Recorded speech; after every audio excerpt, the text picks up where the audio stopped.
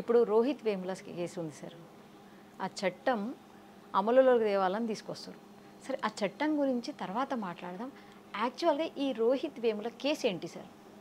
ఇక ఈ రోహిత్ వేముల కేసు గురించి ఓకే మేడం, మీరు మంచి క్వశ్చన్ అడిగారు. ఎప్పటి నుంచో చెప్దాం అనుకుంటున్నా. పచ్చిగా చెప్తా, ఓపెన్గా చెప్తా. No problem. రోహిత్ వేముల అనేటోడు ఒక దొంగ. ఓకే చచ్చిపోవడం కోసం మాట్లాడదు, కానీ ఆ దొంగ ఏమేం చేసిండో మీకు చెప్తా. ఓకే రోహిత్ వేముల వాళ్ళ అయ్య ఒక ఒడ్డర సమాజానికి పుట్టి పెరిగినాడు. ఎక్కడ? గుంటూరు. గుంటూరులో ఒడ్డర కులానికి చెందిన వ్యక్తి రోహిత్ వేముల వాళ్ళ అయ్య. రోహిత్ వేముల వాళ్ళ అమ్మ ఒక క్రిస్టియన్. ఇద్దరు బీసీలో కూటినోడు బీసీ అవుతాడు తప్ప ఎస్సీ ఎట్లయితాడు? ఇప్పుడు మా అమ్మ మా నాయన ఇద్దరు ఎస్సీ కులం, ఒకటే కులం, మాల కులం.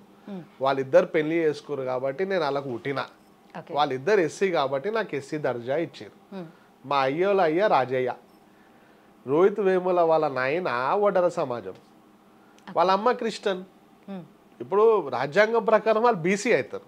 వాళ్ళు బీసీకి పుట్టినోడు ఎస్సీ ఎట్లయితాడు మరి? ఏ హిసాబ్తోని అంటే అక్కడ క్లియర్గా ఏం అర్థం ఉంది? రోహిత్ వేముల అనేటోడు దొంగతనంగా ఎస్సీ హిందూ సర్టిఫికెట్ చేయించుకొని మా ఎస్సీ పిల్లలకు దక్కాల్సిన ఫలాలు దొంగతనంగా అనుభవించాడు. ఓకే, అతను తీసుకొని ఇంకా ఎస్సీ హిందూ కార్డు పెట్టుకొని విశ్వవిద్యాలయంలో హిందువులకు వ్యతిరేకంగా, హిందూ ధర్మానికి వ్యతిరేకంగా, ప్లస్ భారతదేశానికి ఐడియాలజీకి వ్యతిరేకంగా మాట్లాడే వ్యక్తి రోహిత్ వేముల.